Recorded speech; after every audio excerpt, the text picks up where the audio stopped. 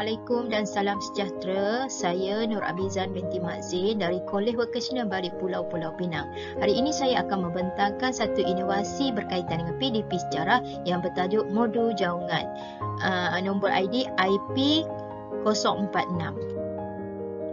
Inovasi ini dibuat berikutan daripada masalah yang berlaku dalam PDP yang lepas, iaitu ramai beranggapan subjek sejarah membosankan dan tidak menarik. Kebanyakan pelajar merasakan mata pelajaran sejarah sangat susah dan rumit kerana banyak fakta dan peristiwa yang perlu diingat. Apabila tidak seronok belajar, hari ini menyebabkan para pelajar tidak dapat mengingati fakta sejarah dengan baik dan berkesan. Ramai juga tidak dapat menjawab soalan latihan yang diberi dengan baik. Oleh itu, inovasi ini dihasilkan sesuai untuk mengatasi masalah yang dihadapi.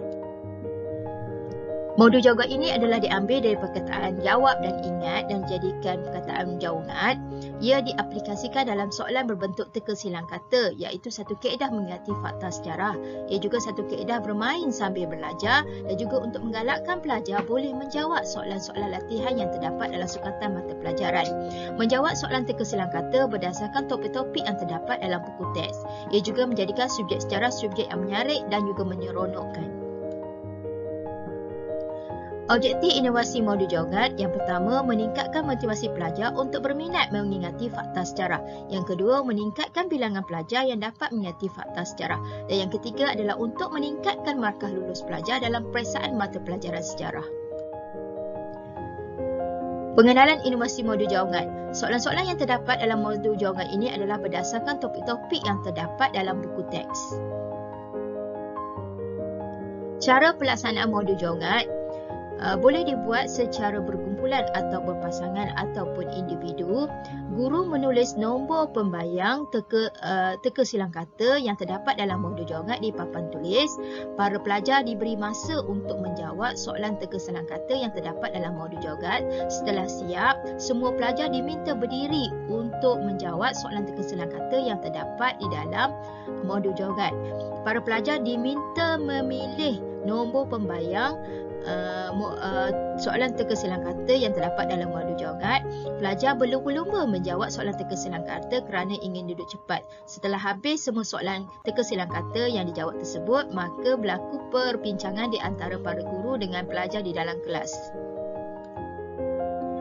Bukti keberkesanan inovasi modu jawagat. Sebelum dilaksanakan inovasi modu jawagat, ramai pelajar didapati tidak dapat menjawab soalan latihan yang diberi kerana tidak dapat mengingati fakta-fakta yang terdapat dalam sukatan topik yang dipelajari. Tetapi selepas dilaksanakan inovasi modu jawagat, ramai pelajar dapat menjawab soalan latihan yang diberi dengan baik kerana dapat mengingati fakta-fakta yang dibincangkan di dalam kelas. Keberkesanan atau keistimewaan inovasi modu jawagat. Para pelajar dapat memahami dan mengingati fakta-fakta yang terdapat dalam modu jawagat dengan baik. Bersesuaian dengan aktiviti pembelajaran abad ke-21 yang berpusatkan kepada pelajar. Modu jawagat ini juga adalah pembinaan modu pedagogi yang kreatif dan inovatif.